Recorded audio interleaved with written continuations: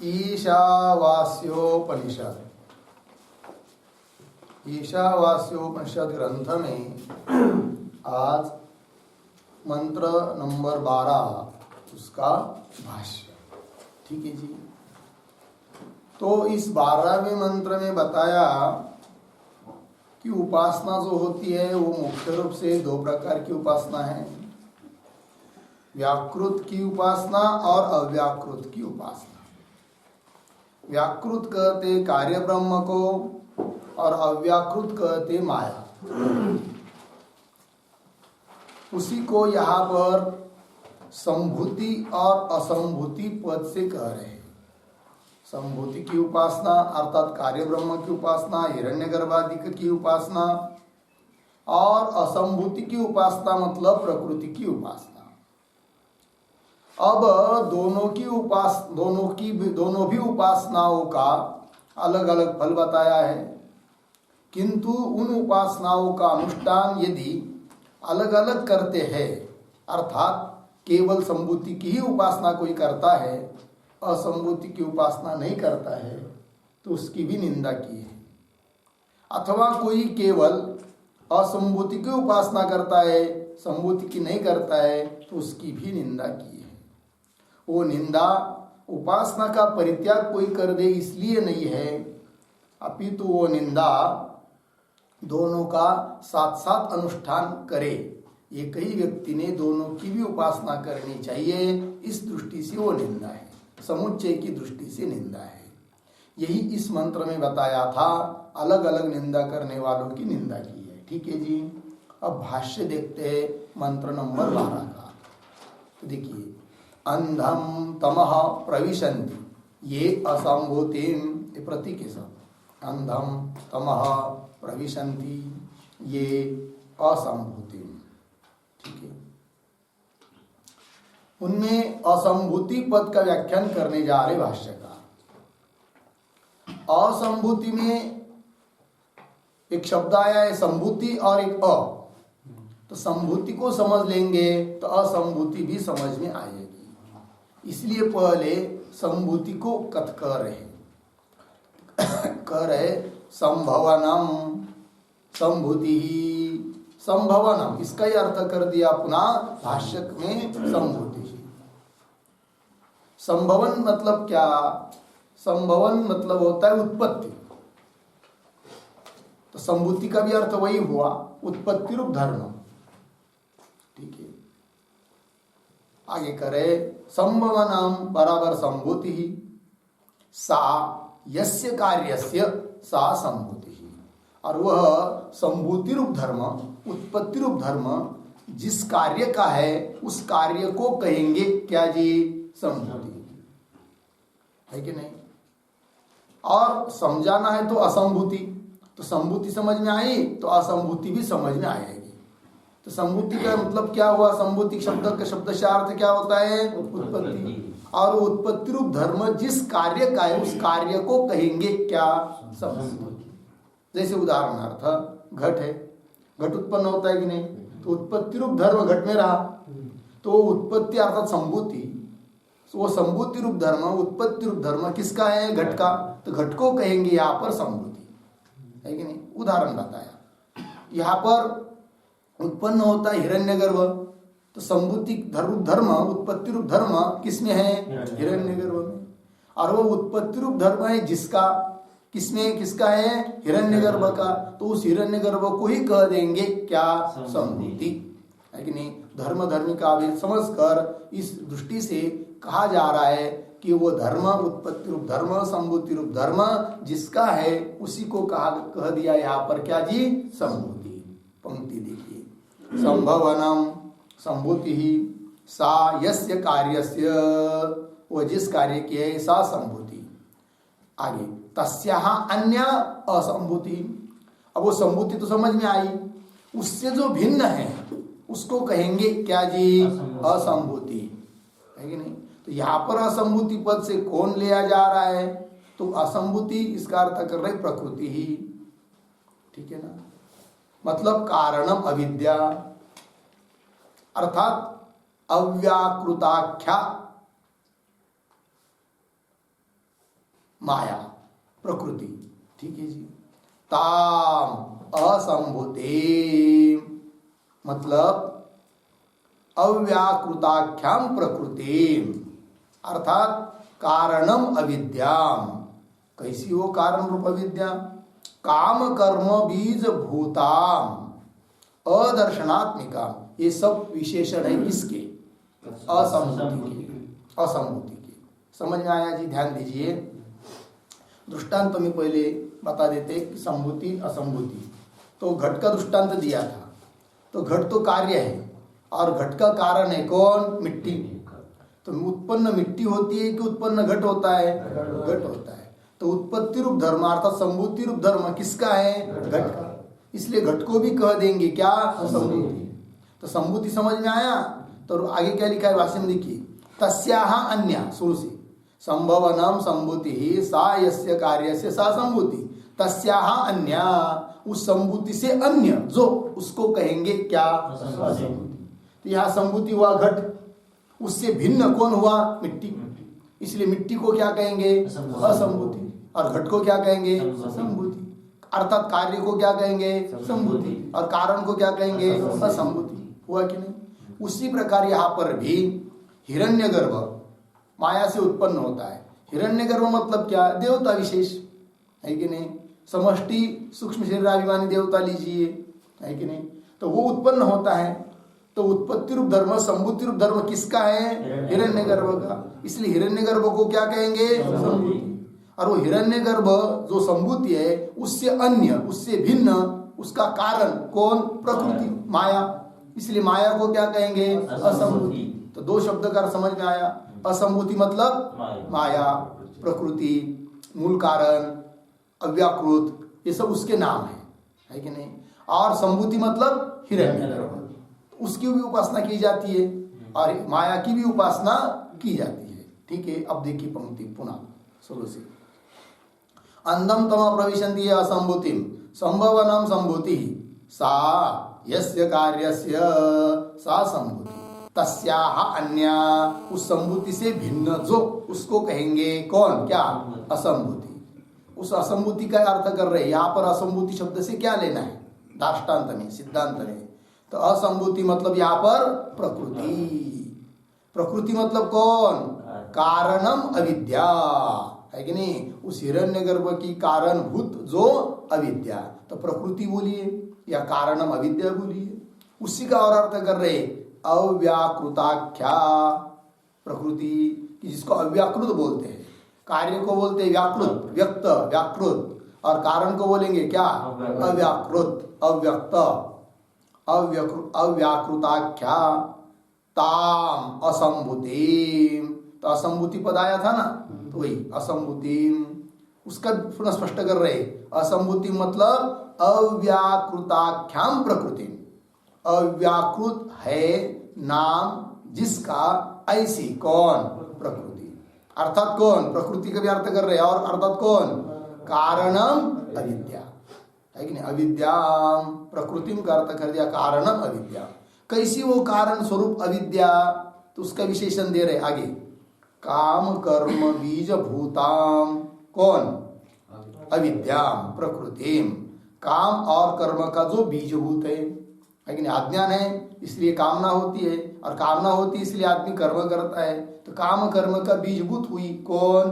अविद्या, प्रकृति। ठीक है ना? काम कर्म बीज भूताम, ये किसका विशेषण है? असंभूति का। ठीक है ना जी? अर्थात प्रकृति का। ये सब काम कर्म बीज भूताम। और कैसी है वो प्रकृति? अदर्शनात्मिका, है कि नहीं? अदर्शनात्मक है, अंधकारात्मक है। ठीक है जी? ऐसी वो कौन? प्रकृति अर्थात असंभूति। उसको असंभूति उपासते, उपासते प्रतीक है। ठीक है जी? इस प्रकार जो लोग असंभूति की उपासना करते हैं,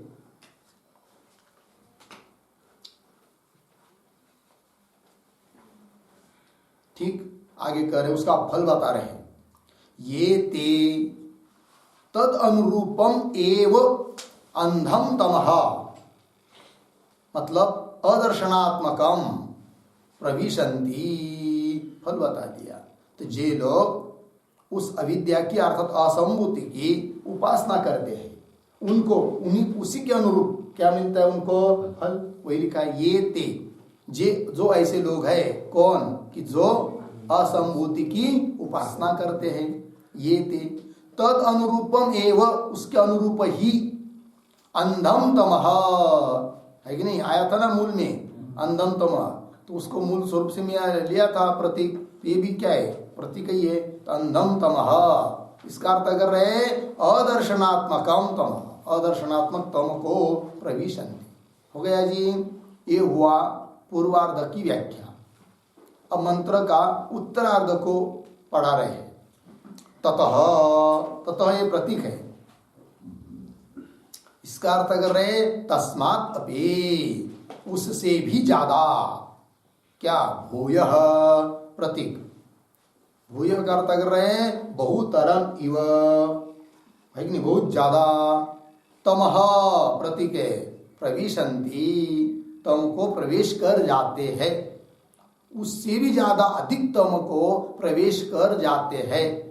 कौन लेकिन, तो अंतिम पाद की व्याख्या होने जा रही है, ये वो संभूत्याम रहता, तो उसी को भाष्यकार लिख रहे य ओ संभूत्याम, ये प्रतीक है। और उस संभूत्याम का अर्थ कर रहे हैं कार्य ब्रह्मणि हिरण्य गर्भाख्ये, यह अर्थ हुआ संभूत्याम का, है कि नहीं। कार्य ब्रह्म ऐसा जो हिरण्य गर्भ है नाम जिसका, उसमें रताः प्रतीक है, उसमें जो रत है उसका ही ध्यान करते हैं, उसकी उपासना करते हैं, वे लोग तो और भी ज्यादा अंधकार को प्रवेश कर जा रहे हैं। हो गया जी। चलिए यहाँ पर अंतिम के वाक्य में आया था संभूत्याम का अर्थ करते समय कार्य ब्रह्मणि हिरण्य गर्भाख्य, ठीक है जी। तो उसका उस पर एक वाक्य लिखते हैं, संभवनम संभूति ही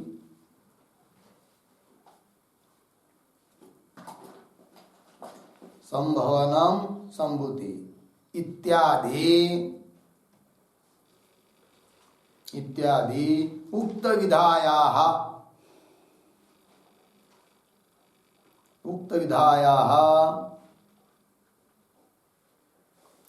कार्य सामान्य वचन अपि, कार्य सामान्य वचन अपि संभूति शब्द अत्र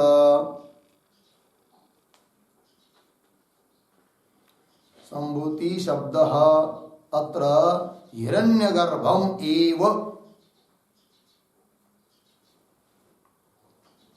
हिरण्यगर्भम एव परामृशति, परामृशति पूर्ण विराम, तस्य एव कार्येषु, तस्य एव कार्येषु प्राथम्यात्, प्राथम्यात् अर्धविराम, प्राणादि भावेन च, प्राणादि भावेन च उपनिषत्सु, उपनिषत्सु बहुधा उपास्यत्व श्रवणात्, बहुधा उपास्यत्व श्रवणात् इति आशयेन, इति आशयेन संभूति शब्दं व्याख्याते, संभूति शब्दं व्याख्याति कार्य ब्रह्मणि इत्यादिना, संभूति शब्दं व्याख्याति कार्य ब्रह्मणि इत्यादिना।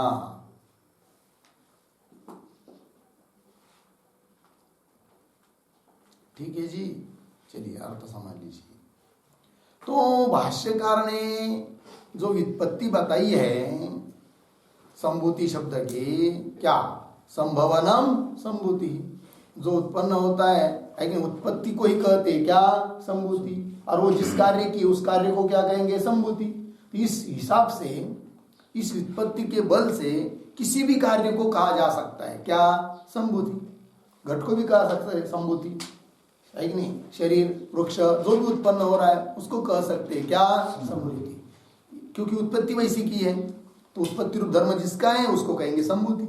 किंतु यहाँ पर इस प्रकरण में जहाँ ये जो शब्द आया है संभूति, उससे क्या लेना है जी, हिरण्यगर्भ ही लेना है यहाँ पर, ठीक है ना। वही लिखा है संभवनम संभूति इत्यादि उक्त विधाया, वो जो ऊपर उत्पत्ति बताई उसके अनुसार कार्य सामान्य वचन अपि, कौन, संभूति शब्द सभी कार्य के लिए हो सकता है, सभी को किसी भी कार्य के लिए कह सकते हैं क्या, ये संभूति है करके।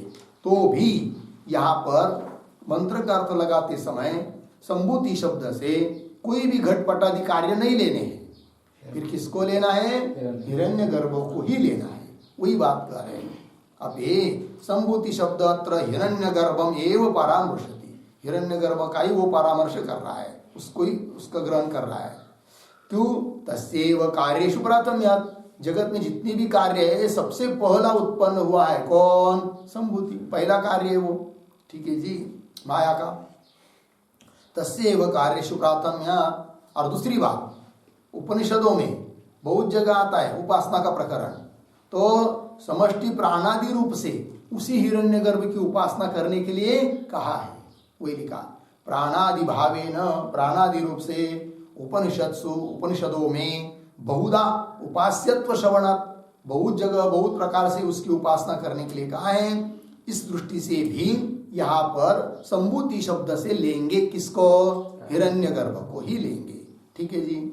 और उस हिरण्यगर्भ हुआ संभूति, उससे अन्य हुई कौन, प्रकृति, वो हुई असंभूति। इत्याशय न संभूति शब्दम व्याख्याति। हो गया जी, ये हुआ 12वें मंत्र का भाष्य। अब चलते हैं मंत्र नंबर 13 की अवतरणिका को पढ़ते हैं। अधुना उभयोः उपासनयोः समुच्चय कारणम अवयव फल भेदम आह, ठीक है जी। अब एक एक की उपासना कोई करता है तो उसकी तो निंदा कर दी भाई, ठीक, क्यों कि समुच्चय बताना है, उन दोनों उपासना एक ही व्यक्ति ने करनी चाहिए, इसलिए निंदा की है। तो वही उसी बात को अब कह रहे हैं। देखिए अधुना, अब उभयोः उपासनयोः, दोनों की भी उपासनाओं का समुच्चय कारण, समुच्चय होने के लिए कारण क्या, अवयव फल भेद है, उसको अब कह रहे हैं। अवयव फल भेद मतलब क्या भाई, एक शब्द वाक्य लिखिए यहाँ पर, अवयव फल भेदम लिखा है कि नहीं, उस पर एकैकस्य फल भेदम इत्यर्थः,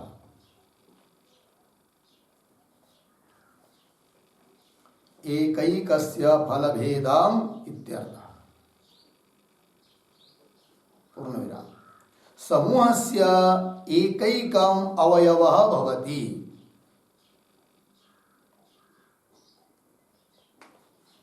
समूहस्य एकैकम अवयवः भवति।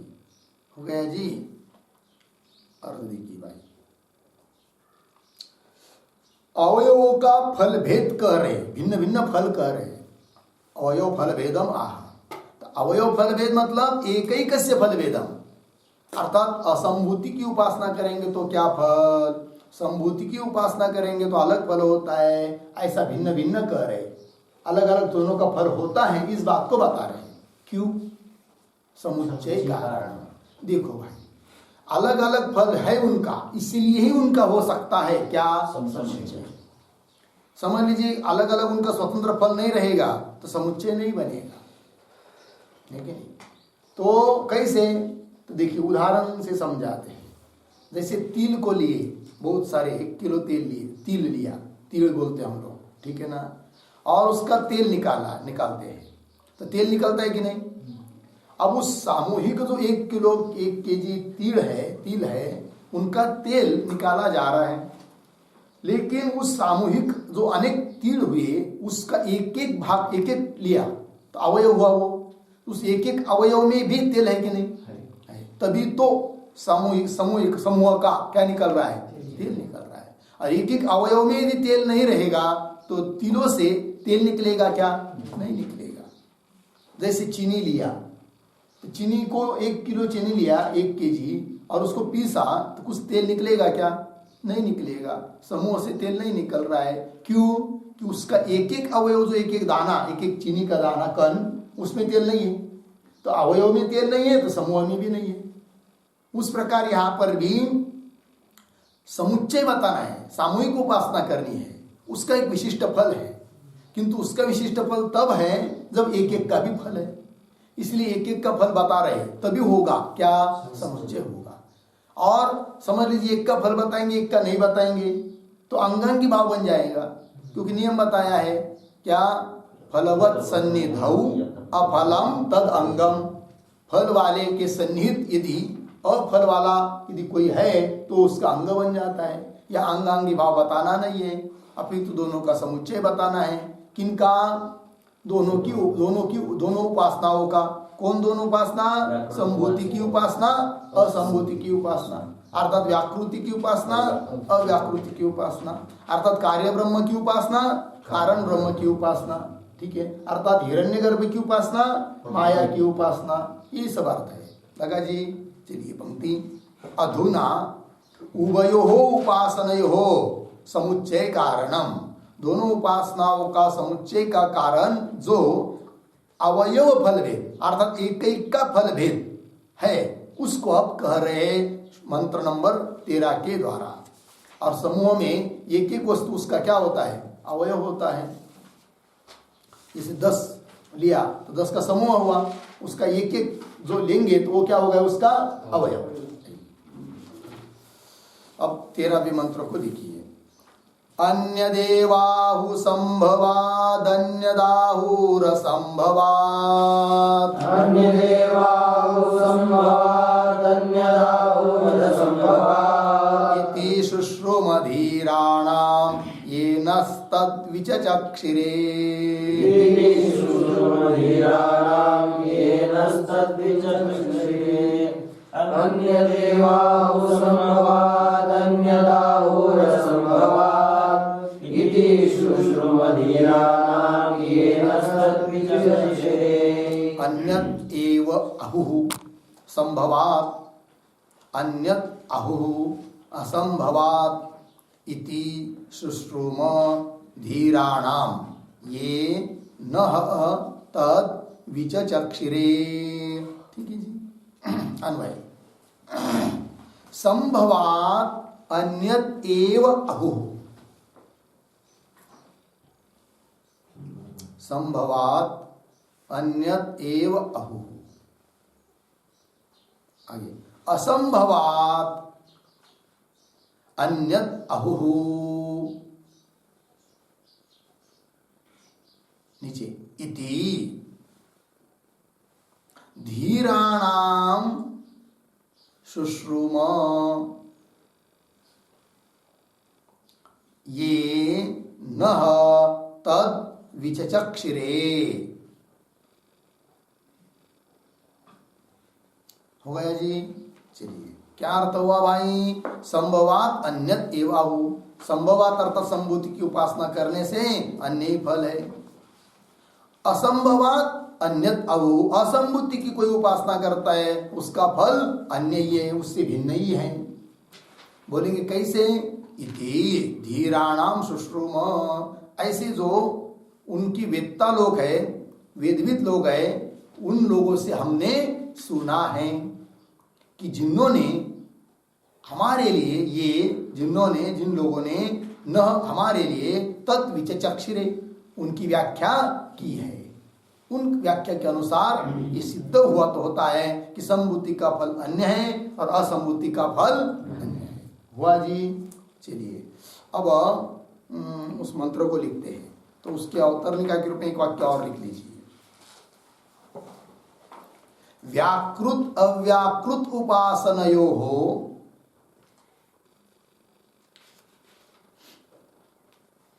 व्याकृत अव्याकृत उपासनयोः पूर्वोक्तम एव फलम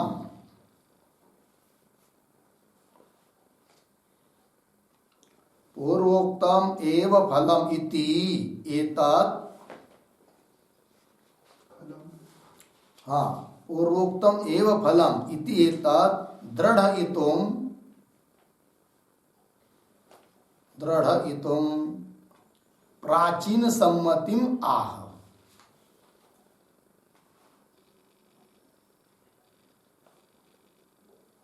प्राचीन सम्मतिम आह अन्यदिति।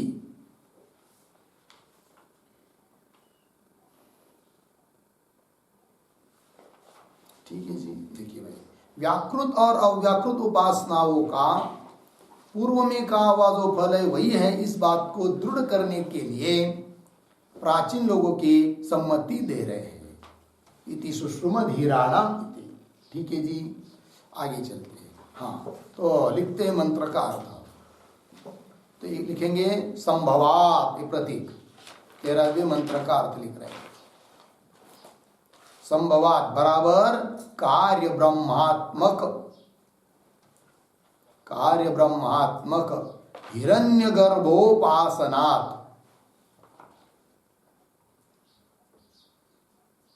हिरण्यगर्भोपासनात्। ठीक, अन्यत एव प्रतीक, अन्यत एव, इसका अर्थ कर रहे हैं पृथक एव फलम, पृथक एव फलम अणिमादि अष्टैश्वर्य प्राप्ति लक्षणम। अणिमादि अष्टैश्वर्य प्राप्ति लक्षणम फलम। अणिमादि अष्टैश्वर्य प्राप्ति लक्षणम फलम हुआ, प्राप्ति लक्षणम। आगे अभुहु प्रतीक, अभुहु इसका अर्थ लिखिए कथयन्ति, कथयन्ति। आगे प्रतीक लिखिए असंभवात, असंभवात बराबर अव्याकृतोपासनात्।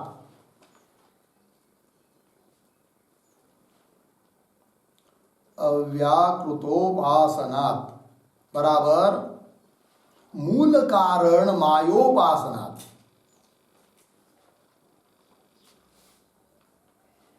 मूल कारण मायोपासनात् हो गए जी। प्रतीक लिखिए अन्यत बराबर पृथक एव, पृथक एव प्रकृति लयात्मकम फलम।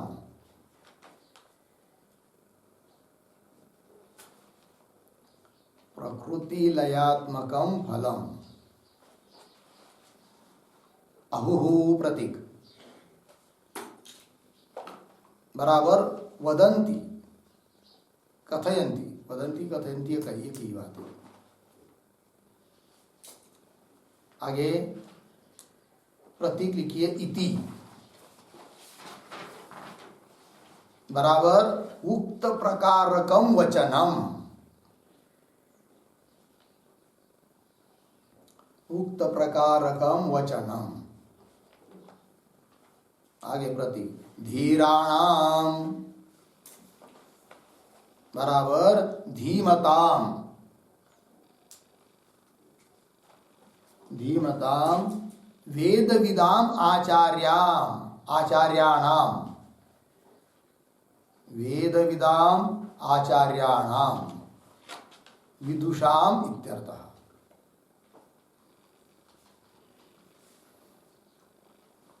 हो गया, आचार्याणाम विदुषाम इत्यर्थः। प्रतीक शुश्रूम बराबर वयम श्रुतवन्तः, वयम श्रुतवन्तः पूर्ण विराम।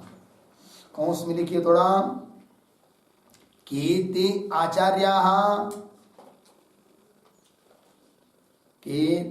आचार्याः येषां वचनम् अस्माभिः श्रुतम्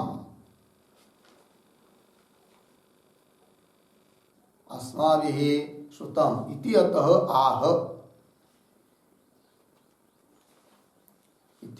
आह ये न इत्यादि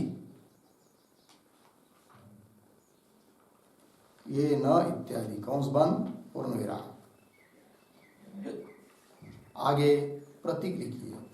ये बराबर विद्वांसः आचार्याः,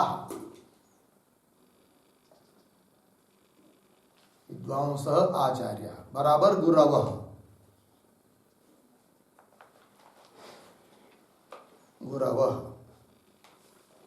प्रतीक लिखिए। नः बराबर अस्मभ्यम,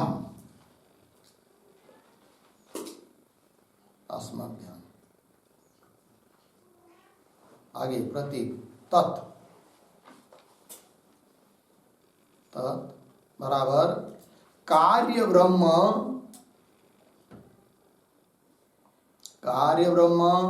मूल कारण उपासना द्वय फलम। कार्य ब्रह्म मूल कारण उपासना द्वय फलम।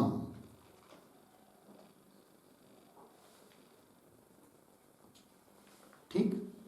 आगे प्रतीक विचचक्षिरे बराबर व्याख्यातवन्तः,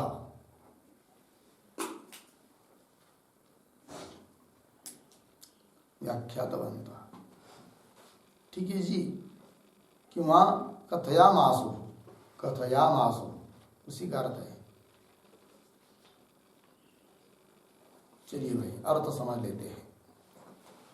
कह रहे संभवात का अर्थ बता रहे हैं कार्य ब्रह्मात्मक हिरण्यगर्भोपासनात्, कार्य ब्रह्म स्वरूप जो हिरण्यगर्भ है उसकी उपासना से। अन्य देव मतलब पृथगेव फलम, अन्य फल है। कौन फल? उदाहरण अणिमादि, अनिमा महिमा गरिमा इत्यादि जो अष्टमा सिद्धि है कि नहीं, तो अणिमादि अष्ट ऐश्वर्य प्राप्ति लक्षणम फलम, ऐसा फल मिलता है। किससे? संभूति की उपासना से, हिरण्यगर्भ की उपासना से। अहू कथयन्ति।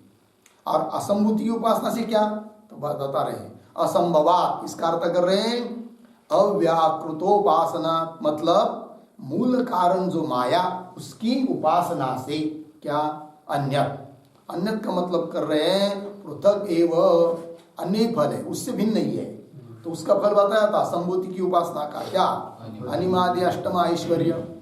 और इसका फल प्रकृति लयात्मकम फलम।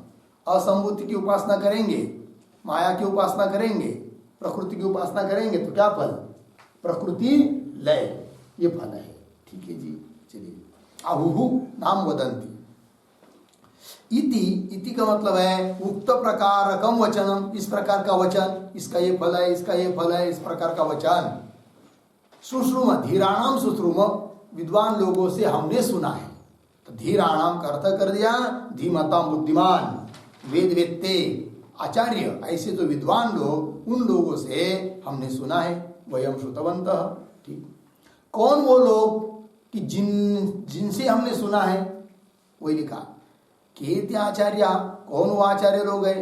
येषां वचनम अस्माभिः श्रुतम, कि जिनका वचन हम लोगों ने सुना है।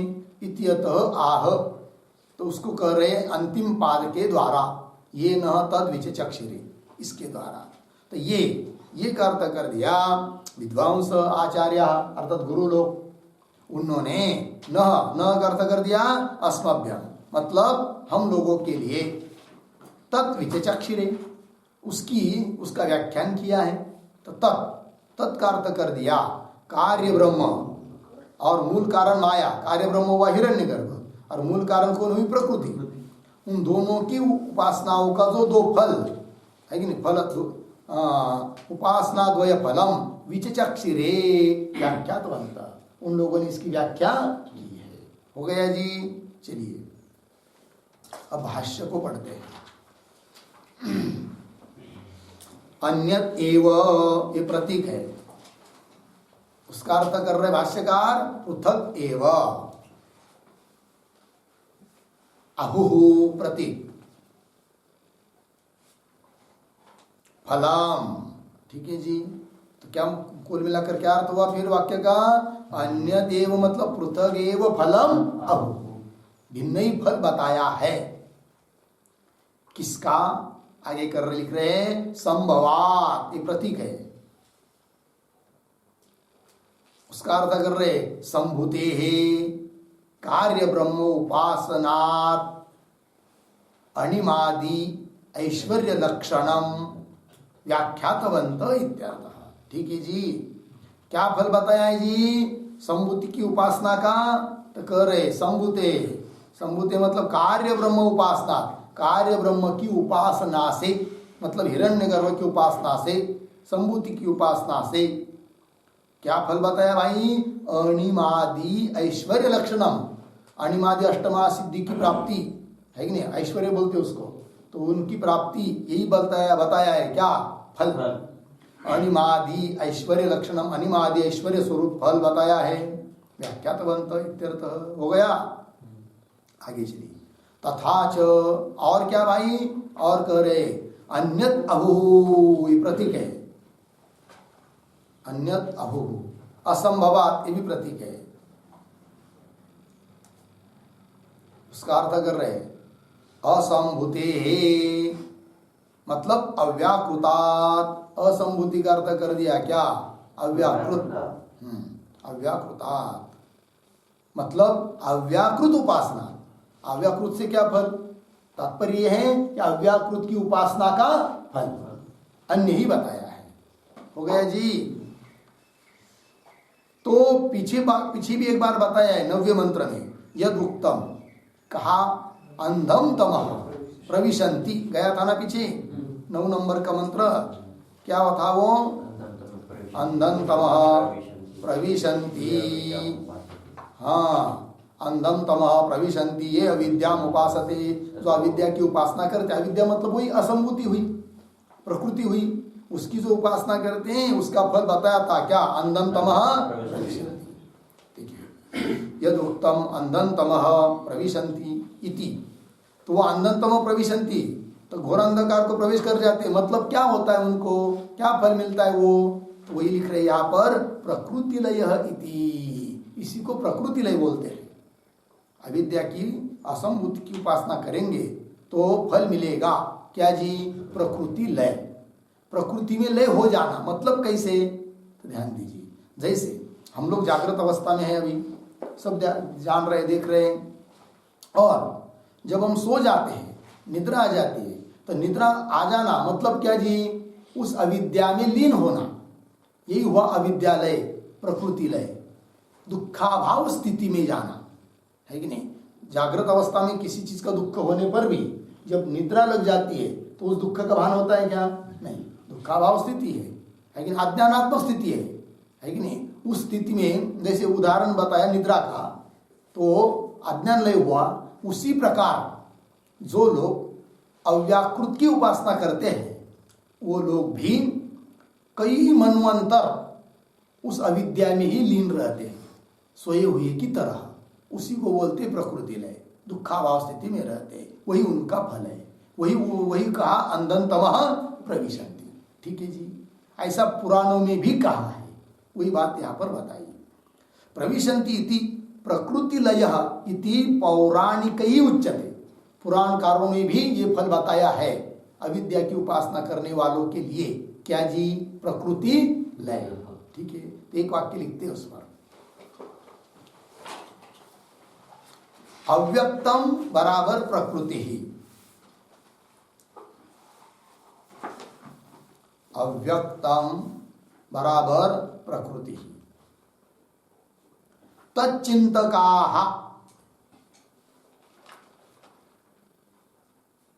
तच्चिंतकाः तत्र एव लीनाः सन्तः,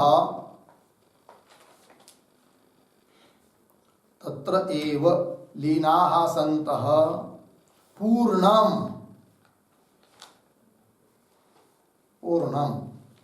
शतसहस्रमन्वन्तराणि तिष्ठन्ति। शतसहस्रमन्वन्तराणि तिष्ठन्ति इति एषः तेषां प्रकृतिलयः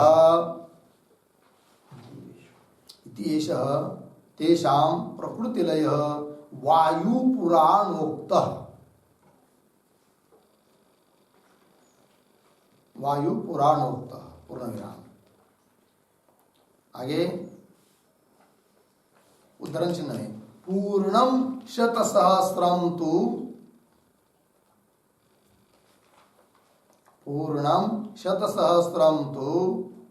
तिष्ठन्ति अव्यक्तचिन्तकाः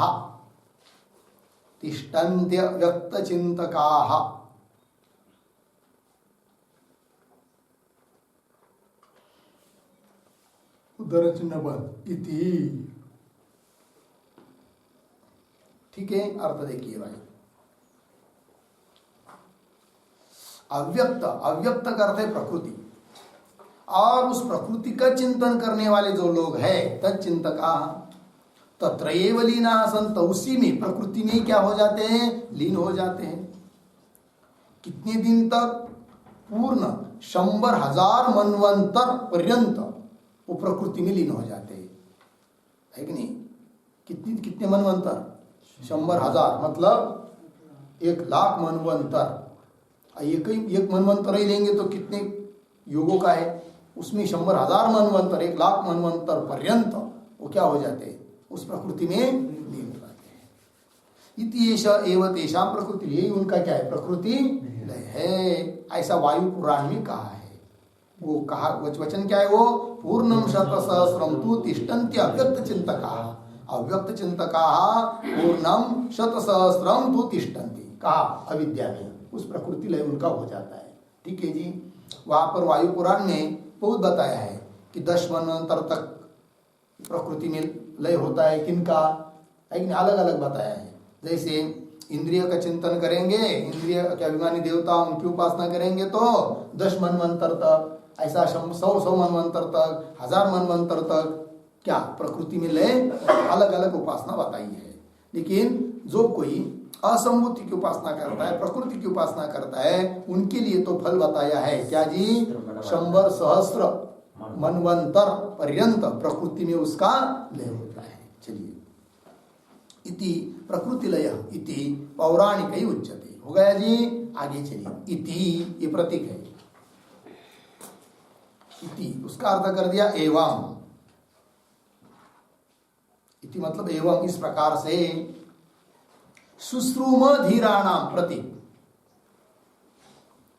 धीरों से हमने सुना है क्या, वचनम, वचन सुना है। कौन वो धीर लोग कह रहे, ये नस्तद विचचक्षिरे, ये प्रतीक है। फिर आगे, व्याकृत अव्याकृत उपासना फलम व्याख्यातवंत, विचचक्षिरे का अर्थ कर रहे हैं, है कि नहीं? व्याख्यान किया है उन लोगों ने, किनका, व्याकृत और अव्याकृत उपासनाओं का फल क्या होता है, इस प्रकार का व्याख्यान उन लोगों ने किया है। उन लोगों से हमने ये बात सुनी है। हो गया जी। ये हुआ भाई 13 नंबर का भाष्य। अब चलते हैं आगे, मंत्र नंबर 14। उस 14 मंत्र की अवतरणिका को देखिए। यतः एवं अतः समुच्चयः संभूति असंभूति उपासनयोः युक्तः एव एक पुरुषार्थत्वात् च इति आह। ठीक है जी। अब देखिए, ये जिसलिए कहा 13वें मंत्र में अलग अलग फल, उसको बता रहे हैं कि समुच्चय की दृष्टि से कहा है। तो देखिए कैसा पढ़ता हूं, थोड़ा अन्वय करके देखिए। यतः एवं अतः, एक शब्द छोड़ दीजिए आगे, संभूति असंभूति उपासनयोः, पीछे समुच्चयः युक्तः एव, युक्तः एव। आगे सरल, एक पुरुषार्थत्वाच्च इति आह। अर्थ देखिए, यतः एवं अतः, मिला, जिस कारण से ऐसा है इसलिए। लेकिन क्या, लिखिए उस पर एक वाक्य, यतः एवं अतः के ऊपर। यतः प्रत्येकं फलभेदः श्रूयते,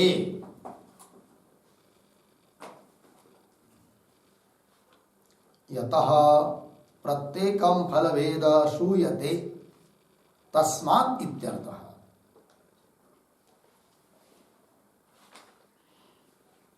तस्मात् इत्यर्थः हो गया जी। अर्थ भाई, यतः प्रत्येकम फल भेद श्रूयते, जिस कारण से कि प्रत्येक का फल भेद है, अलग अलग फल है, इसलिए उनका समुच्चय ही उचित है। क्योंकि अवान्तर एक एक का फल है तभी तो होता है क्या, समुच्चय है।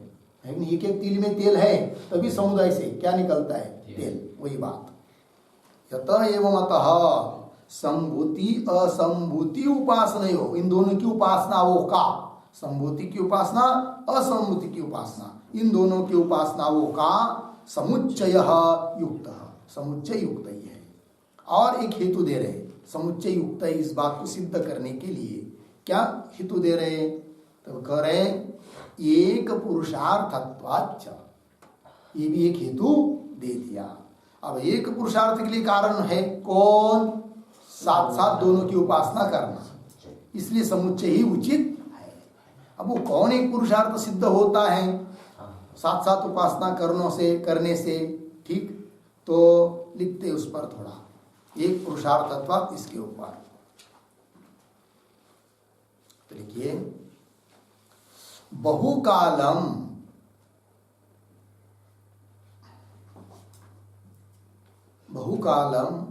ऐश्वर्य सुखानुभव पूर्वक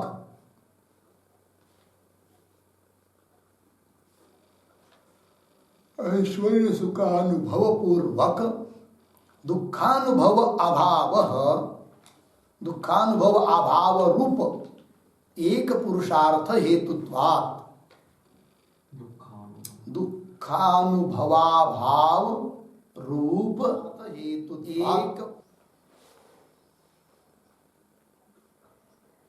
एक पुरुषार्थ हेतुत्वात् इति यावत्,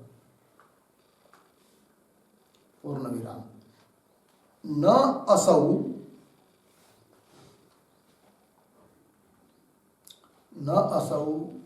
समुच्चयानुष्ठानम अंतरेण,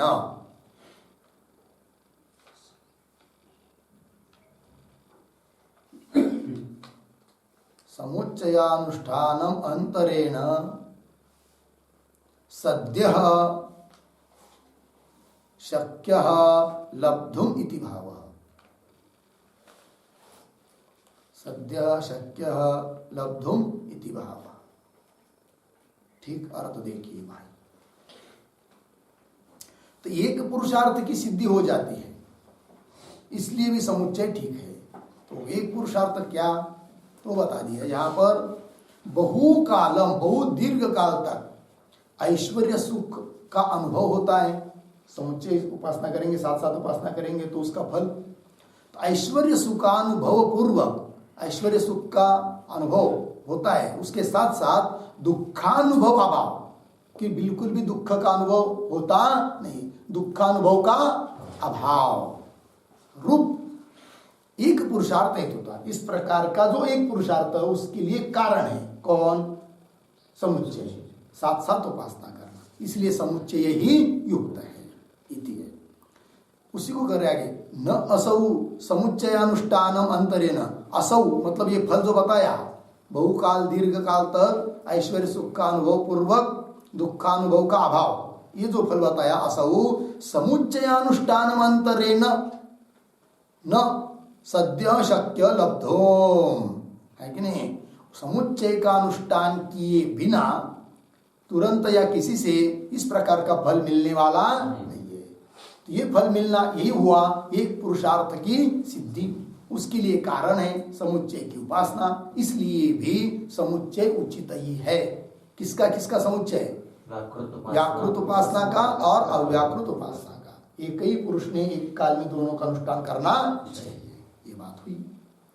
एक पुरुषार्थत्वाच्च इत्याह हो गया जी। अब मंत्र को पढ़ते हैं।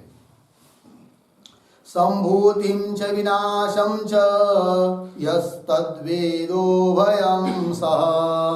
संभूतिं च विनाशं च यस्तद्वेदो भयं सः।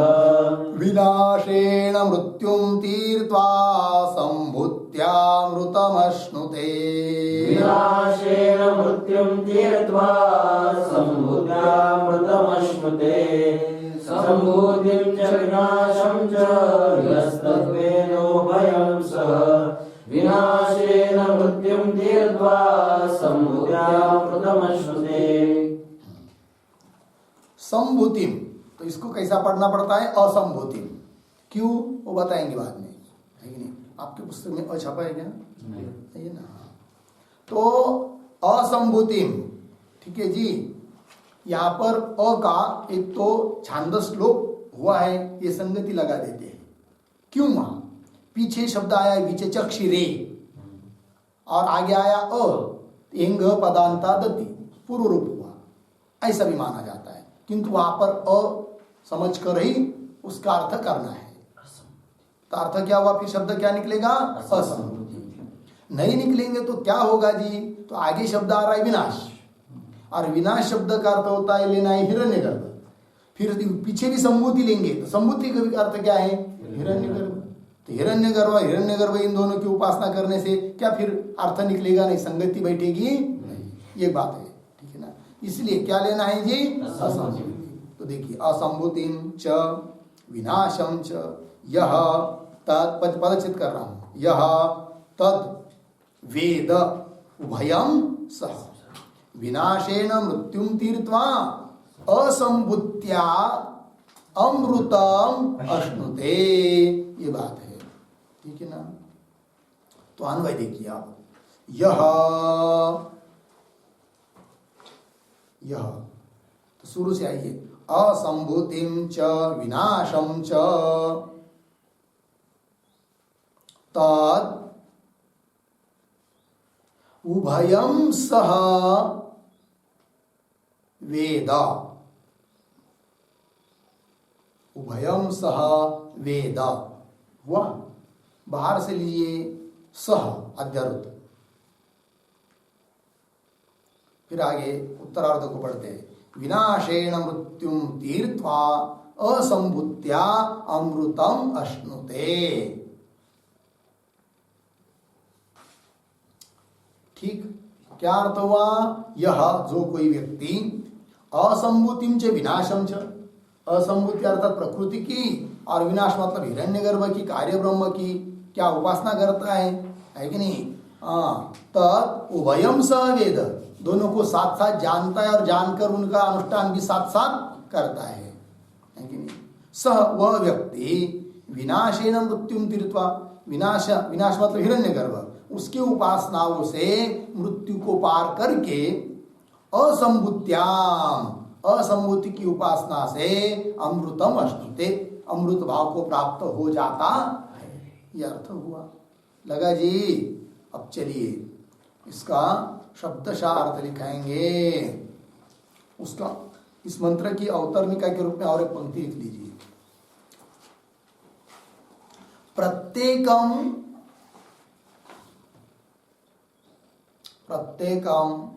एकैकोपासनस्य फलम अभिधाय, एकैकोपासनस्य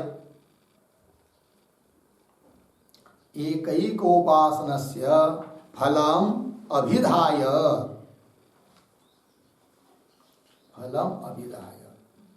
उपासनाद्वयस्य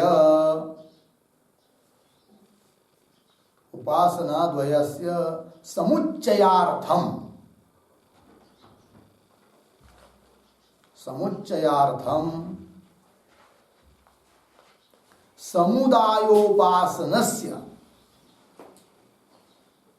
समुदायोपासनस्य फलम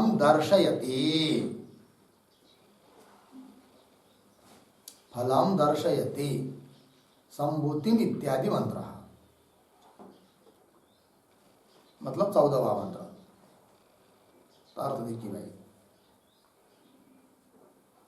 प्रत्येकम एकैक उपासनस्य फलम अभिधाय, प्रत्येक की एक एक के उपासना का फल बताया पीछे, है कि नहीं, पीछे वाले मंत्र में।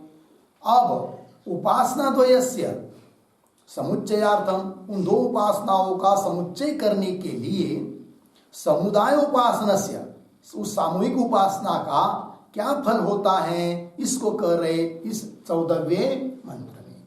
ठीक है, अब उसको शब्दशः थोड़ा सा लिख लेते हैं, अर्थ अन्वय की हुई के अनुसार।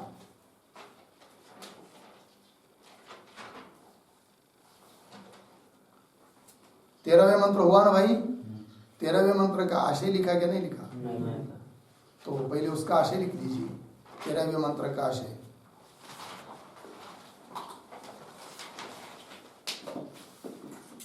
लिखते हैं, आत्म भिन्न मूल कारणादि,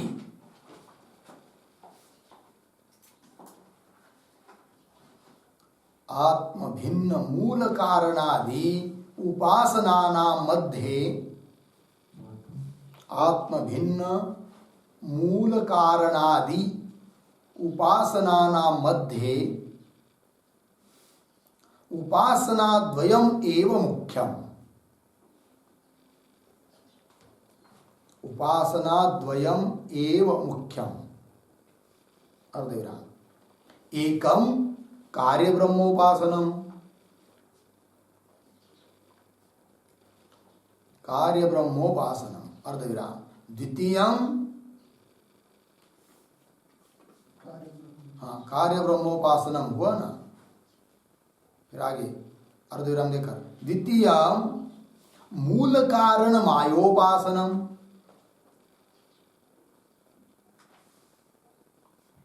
मूल कारण मायोपासनम, पूर्ण विराम।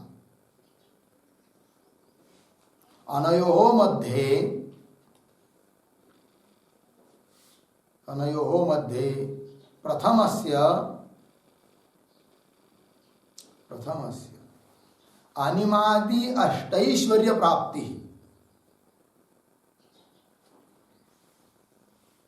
अनिमादि अष्टैश्वर्य प्राप्ति,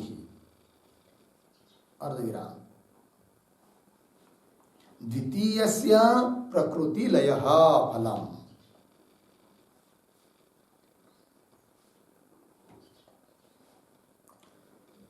द्वितीयस्य प्रकृति लयः फलम्, पूर्णविराम। अतः एकस्यापि उपासनस्य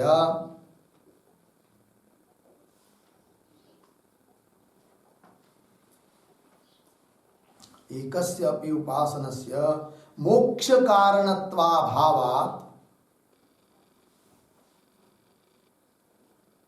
मोक्ष कारणत्वाभावात् प्रत्येकम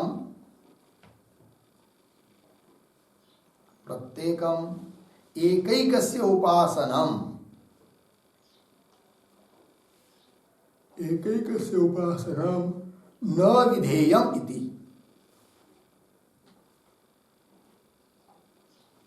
न विधेयम इति। ठीक है, चलिए आत्म भिन्न मूल कारणादि उपासना मध्य, आत्मा को छोड़कर बाकी जितनी भी उपासना है उन सभी उपासनाओं के मध्य बीच में दो उपासना मुख्य है, उपासना द्वयम एवं मुख्य। एक कौन है वो, कार्य ब्रह्म की उपासना, और दूसरी है मूल कारण माया की उपासना, प्रकृति उपासना। अनयोः मध्य, दोनों के बीच में प्रथम उपासना का फल है अनिमादि अष्टैश्वर्य की प्राप्ति, और द्वितीय उपासना का फल है प्रकृति लय फल।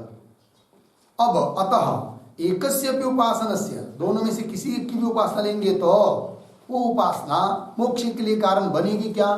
नहीं, मोक्ष कारणत्वाभाव। ऐसा होने से प्रत्येकम एकैकस्य उपासनम न विधेयम, प्रत्येक एक एक की उपासना नहीं करनी चाहिए, करनी है तो साथ साथ करनी चाहिए।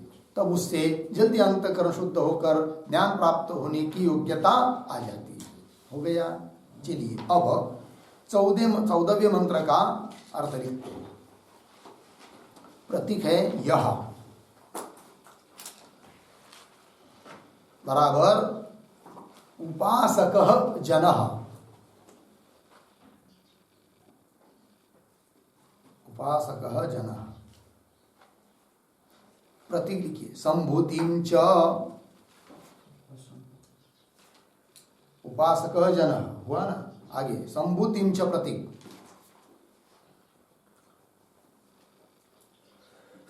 बराबर असंभूतिम। संभूतिम का अर्थ कर दिया असंभूतिम अर्धविराम मूल कारणम इत्यर्थ।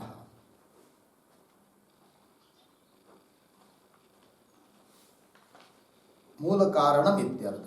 वह जी कौंस में लिखिए थोड़ा। संभूतिम च इत्यत्र संभूतिम च इत्यत्र असंभूतिम इति अर्थलाभाय असंभूतिम इति अर्थलाभाय अकारस्य वेदे लोपः बोध्यः।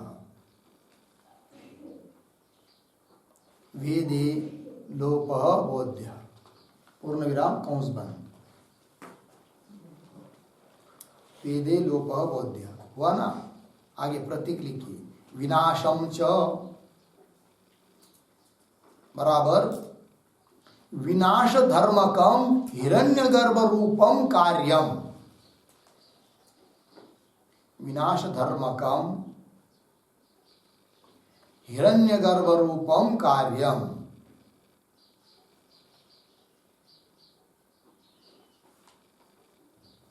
कौंस में लिखिए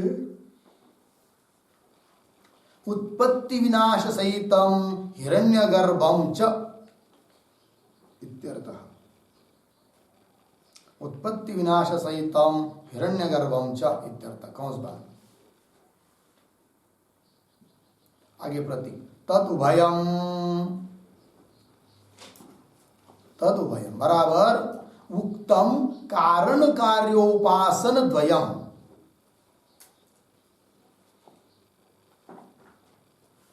कारण कार्योपासन द्वयम बराबर अव्याकृत व्याकृतयोः उपासनम इत्यर्थः।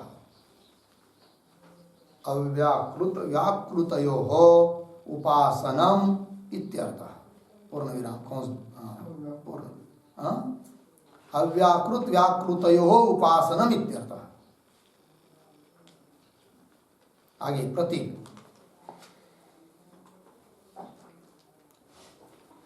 प्रतीक लिखिए सह बराबर मिलितम एक पुरुष कर्तृकम।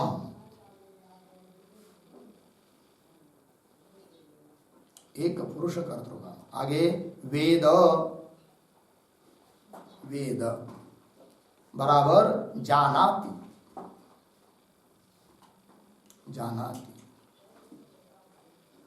अर्धविराम ज्ञात्वा करोति च। सह प्रतीक अध्यारोप पद लिया तबार से। सह उसका अर्थ सह उपास बराबर उपासक।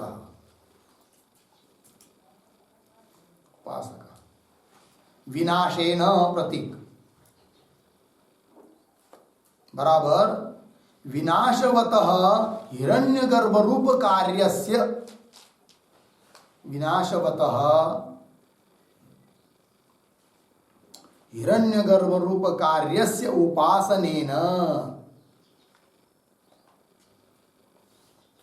हिरण्यगर्भ रूप कार्यस्य उपासनेन।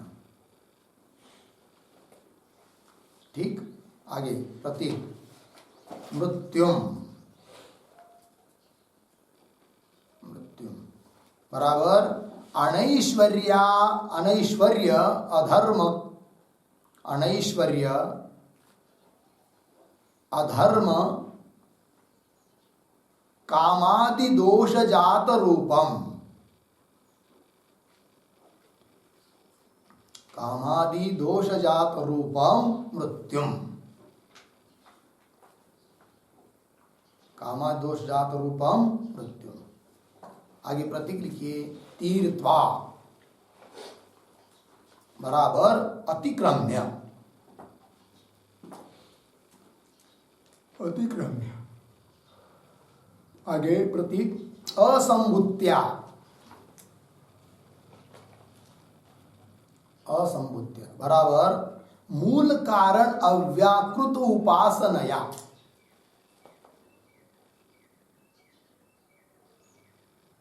मूल कारण अव्याकृत उपासनया। प्रतीक लिखिए आगे, अमृतम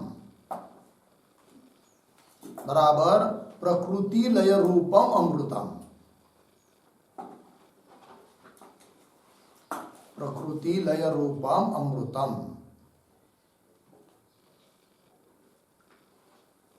अश्नुते बराबर प्राप्नोति, प्राप्नोति हो गया भाई। अर्थ देखिए, यह मतलब उपासक कोई भी मनुष्य संभूतिम च, संभूतिम का यहाँ अर्थ कर दे असंभूतिम च, मूल कारण इत्यर्थ। और मंत्र के आरंभ में संभूति आया कि नहीं, तो संभूतिम च इत्यत्र असंभूतिम इति अर्थ लाभाय, ऐसा अर्थ प्राप्त करने के लिए अकारस्य अ का, अवर्ण का वेदे लोप बोध्य, वेद में क्या हुआ है, लोप हुआ है, ऐसा समझना चाहिए। आगे विनाशम चाहिए प्रतीक आया है, तो विनाशम का अर्थ कर दिया विनाश धर्मकम हिरण्यगर्भ रूपम कार्यम, विनाश है धर्म जिसका, क्योंकि हिरण्यगर्भ की उत्पत्ति भी होती है और नाश भी होता है। तो विनाश धर्म वाला जो कौन, हिरण्यगर्भ रूपम कार्यम, मतलब उत्पत्ति विनाश सहितम हिरण्यगर्भ, ऐसा हिरण्यगर्भ को लेना है। किससे, विनाश शब्द से, ठीक है ना। तो विनाशम तो असंभूति मतलब अव्याकृत मूल प्रकृति, और संभूति मतलब हिरण्यगर्भ, इन दोनों को है कि नहीं, तद उभयम, तद उभयम का अर्थ लिख दिया है उक्त कारण कार्योपासन द्वयम, है कि नहीं, कारण और कार्य की उपासना द्वय, प्रकृति और हिरण्यगर्भ की उपासना द्वय, मतलब अव्याकृत और व्याकृत की उपासना, ये अर्थ हुआ। सह मिलितम, मिलितम मतलब एक पुरुष एक कर्तृकाम, एक पुरुष के द्वारा किया जाती है, ऐसा। सह वेद जानाती है और जानकर करता भी है कि नहीं, ऐसा जो कोई उपासक है कि एक ही काल में एक ही व्यक्ति दोनों की भी क्या कर रहा है, उपासना कर रहा है। सह स उपासक, वह क्या जी, विनाशेन मृत्युम तीर्थ लिखा है कि नहीं, तो विनाशेन का मतलब विनाशवत हिरण्यगर्भ कार्य से उपासनेन, विनाश धर्म वाला जो हिरण्यगर्भ रूप कार्य उसकी उपासना के द्वारा क्या, मृत्युम तीर्थवा, तो मृत्यु को तैर जाता है। तो मृत्युम शब्द का अर्थ कर रहे थे, ध्यान दीजिए क्या लिखा है, अनैश्वर्य। देखिए ऐश्वर्य की प्राप्ति यदि नहीं है, अनैश्वर्य है और अधर्म है, काम है, तो वही मृत्यु है। किंतु हिरण्यगर्भ की उपासना करने से अनैश्वर्य रहता है कि ऐश्वर्य प्राप्त होता है, ऐश्वर्य प्राप्त होता है, धर्म प्राप्त होता है, ये सब होता है। इसका मतलब अनैश्वर्य रूप जो मृत्यु उसको पार करके आगे चला जाता है, किससे, हिरण्यगर्भ की उपासना से, व्याकृत उपासना से, ठीक है जी, कार्य ब्रह्म की उपासना से, वही लिखा। मृत्यु मतलब अनैश्वर्य, अधर्म, कामादि जो दोष जाते, दोष का समूह है कि नहीं, दोष रूपम मृत्युम, उस मृत्यु को तीर्थवा अतिक्रमण करके, असंभूत्या प्रतीक है ना, उसका अर्थ क्या, मूल कारण अव्याकृत उपासना, मूल कारण अव्याकृत की उपासना के द्वारा क्या जी, अमृतम अश्नुते, अमृत मतलब प्रकृति लय रूपम अमृतम, प्रकृति का लय होना रूप अमृत भाव को प्राप्त हो जाता है। अब देखिए समुच्चय साथ साथ उपासना की तो फल बता दिया।